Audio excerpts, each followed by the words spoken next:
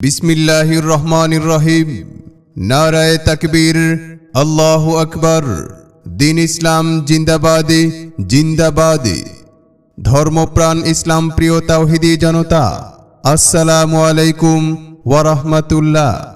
আসছে আগামী 25শে নভেম্বর রোজ সোমবার বাদ আসর থেকে রিয়াজুল উলুম আল আবরার ইসলামিক একাডেমির উদ্যোগে প্রথম বার্ষিক উদ্বোধনী মাহফিলের আয়োজন করা হয়েছে।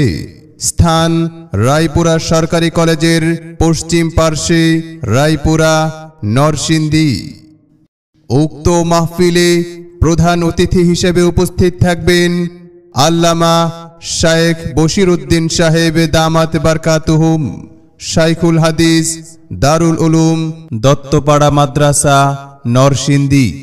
সভাপতিত্ব করবেন মুফতি বদরুল আলম কাসিমি সাহেব দামাত বারকাতুহুম, মুহাদ্দিস, জামিয়া ইসলামিয়া, ইসলামপুর মাদ্রাসা, নরসিংদী।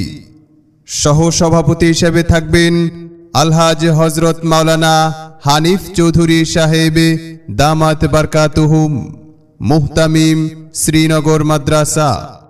উদ্বোধক আলহাজ হাফেজ কারি ইসহাক মালিকি দামাত বারকাতুহুম। প্রধান শিক্ষক চান্দেরকান্দি জিন্নাতুল উলুম ইসলামিয়া হাফিজিয়া মাদ্রাসা।